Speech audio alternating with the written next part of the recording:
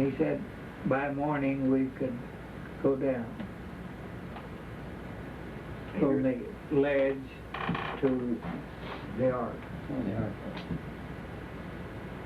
Well, the next morning it was raining again, and we stayed in, didn't go up. As long as the clouds are up there, there's no use to do anything. Because sometimes you could see somebody's feet over there, and that's all. And would you describe exactly what you saw the first time that you saw the ark down there, where you were, what it looked like? And we were sitting by this big rock. You probably know where it is. And we had been there for quite a long time. Down here, we could see right across here. But over here and down there, we could see nothing but the top of the clouds. And they kind of drifted on down. Then they showed me this. The first piece we saw was the main structure. And it, from where I was standing, looked like a bluish colored rock. And then we come back a little bit and you could see in the end, you could see these lines which were beams in there. And then we were watching this and they showed me the one over here then. Now, all the time we was up there, we never, I don't think there was 2 hours that we could see anything. I mean, you know what I mean. Yes. But then they showed me this here, and it was hard to tell which direction it was laying, because you couldn't even see the little beam that under the other ark is a beam. It goes, he says, from one end to the other, down below. And then if you're over here and see this rock, it looks kind of like this, where the boards had separated, and this piece over here is the same way. They fit kind of like that. Noah's search, probing satellite imagery for lost ark. Moviegoers were recently treated to Noah, an epic story of bravery and sacrifice from the Old Testament, a saga in which the titular character takes on the divine mission to build an ark to save creation from an apocalyptic deluge. Outside the big screen, speculation has swirled for decades that the leftovers of Noah's Ark hugged the heights of Mt Ararat in eastern Turkey at a spot known as the Ararat anomaly. In true detective jargon, call it an anomaly of interest. Satellite imagery and analysis may make it possible to resolve the mystery. Portia Taylor, a professor of paralegal studies in the School of Professional and Continuing Studies at the University of Richmond, has led the search into the Mt Ararat anomaly. Taylor's quest began long ago, he said. The cognitive genesis of my journey began in 1973, some 41 years ago, in my junior year as a cadet at West Point, he told Space.com. Back then, Taylor came across credible rumors, ricocheting off the walls of the academy that a CIA spy satellite had accidentally imaged what appeared to be the bow of a ship sticking up out of the ice cap on Mt Ararat, Taylor said. A couple of decades later, Taylor launched his own satellite declassification initiative investigating the Mt Ararat anomaly imagery. Drawing on his 21 years of armchair sleuthing, Taylor has given unclassified presentations at the Pentagon and the U.S. Naval Surface Warfare Center. Along the way, he declared victory in convincing the Defense Intelligence Agency in 1995 to declassify 5 1949 U.S. Air Force aerial photos of Mt Ararat. Additionally, thanks to Taylor's invitations, a number of experts over the years have performed analyses of the satellite imagery, which thankfully tempered my zeal as an amateur, Taylor said. So in this day and age, why continue the journey? The wealth of information provided by Digital Globe's satellite imagery keeps Taylor going, he said. My ultimate goal has always been that my acquisition over the years of progressively higher and higher resolution satellite imagery from Digital Globe of the anomaly might definitively change the anomaly into a known entity, either something geological or perhaps something of biblical proportions, Taylor said. Digital Globe's new and powerful WorldView 3 spacecraft is slated for launch from California's Vandenberg Air Force Base in summer 2014. Among its customer-provided attributes, the satellite will yield 31 cm, 12 inches, panchromatic resolution, making it the highest resolution commercial satellite in the world. Digital Globe's constellation of satellites would be the envy of Indiana Jones, Taylor told Space.com. I'm grateful and humbled that Digital Globe has flown numerous gratis missions for me over Mt Ararat over the past decade, especially the QuickBird satellite mission of February 2003 that captured the boat-like form of the anomaly at 15,000 feet, without excessive amounts of snow and ice cover.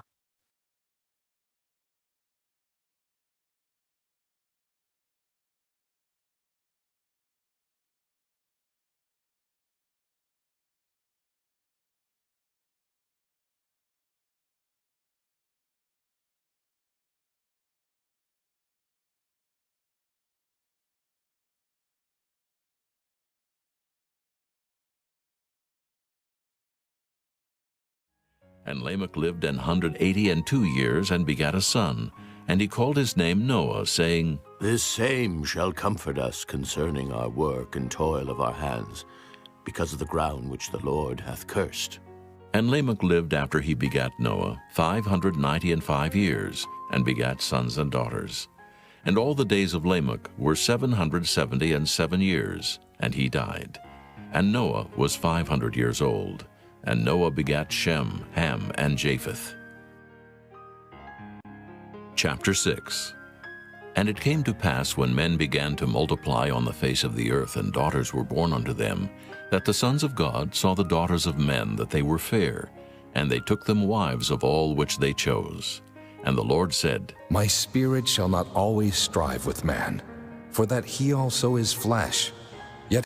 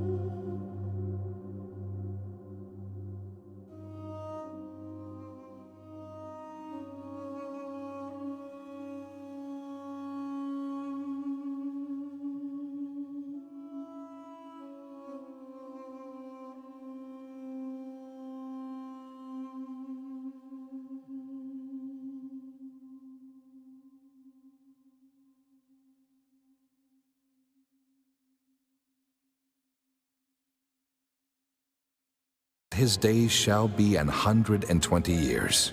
There were giants in the earth in those days, and also after that, when the sons of God came in unto the daughters of men, and they bare children to them, the same became mighty men, which were of old, men of renown. And God saw that the wickedness of man was great in the earth, and that every imagination of the thoughts of his heart was only evil continually. And it repented the Lord that he had made man on the earth, and it grieved him at his heart. And the Lord said, I will destroy man, whom I have created from the face of the earth, both man and beast, and the creeping thing, and the fowls of the air, for it repenteth me that I have made them. But Noah found grace in the eyes of the Lord. These are the generations of Noah. Noah was a just man, and perfect in his generations, and Noah walked with God. And Noah begat 3 sons, Shem, Ham, and Japheth. The earth also was corrupt before God, and the earth was filled with violence. And God looked upon the earth, and behold, it was corrupt, for all flesh had corrupted his way upon the earth. And God said unto Noah, The end of all flesh is come before me, for the earth is filled with violence through them. And behold, I will destroy them with the earth. Make thee an ark of gopher wood. Room shalt thou make in the ark, and shalt pitch it within and without with pitch.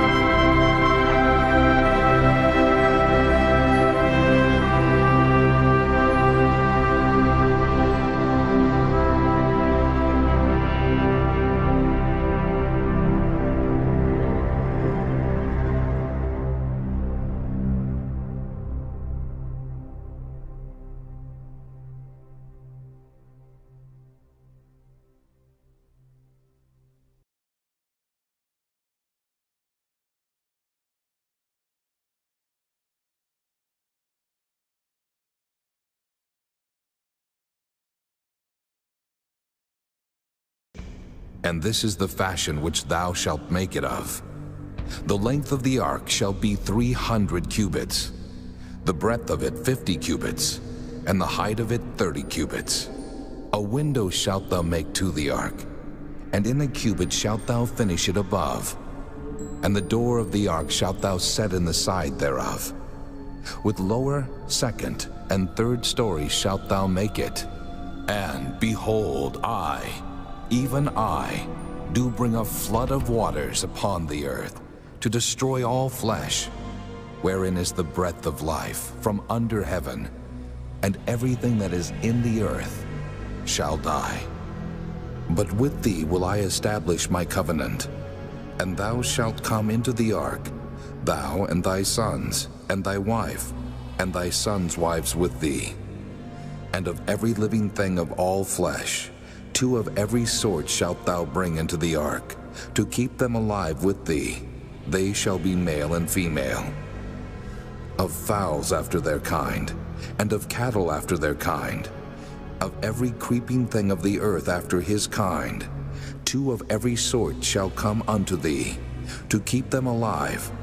And take thou unto thee of all food that is eaten, and thou shalt gather it to thee, and it shall be for food for thee and for them.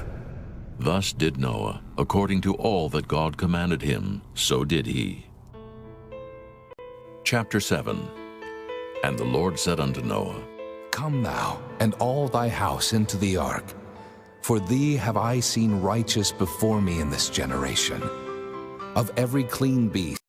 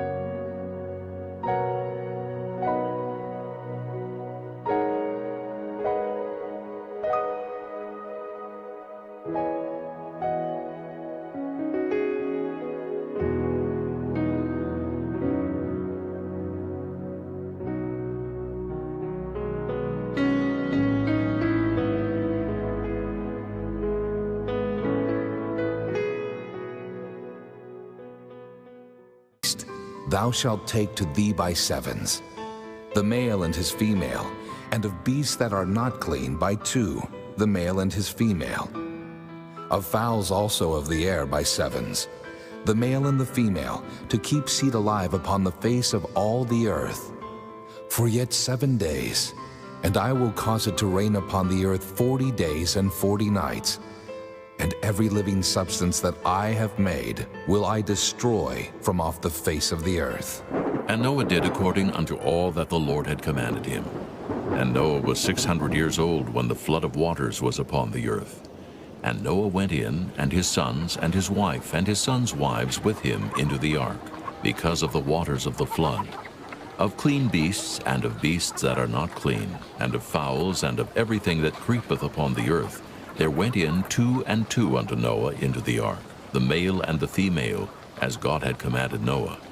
And it came to pass after 7 days, that the waters of the flood were upon the earth. In the 600th year of Noah's life, in the 2nd month, the 17th day of the month, the same day were all the fountains of the great deep broken up, and the windows of heaven were opened, and the rain was upon the earth 40 days and 40 nights. In the selfsame day entered Noah, and Shem, and Ham, and Japheth, the sons of Noah, and Noah's wife, and the 3 wives of his sons with them into the ark. They and every beast after his kind, and all the cattle after their kind, and every creeping thing that creepeth upon the earth after his kind, and every fowl after his kind, every bird of every sort. And they went in unto Noah into the ark, 2 and 2 of all flesh, wherein is the breath of life. And they that went in male and female of all flesh, as God had commanded him. And the Lord shut him in. And the flood was 40 days upon the earth, and the waters increased, and bare up the ark, and it was lift up above the earth. And the waters prevailed, and were increased greatly upon the earth.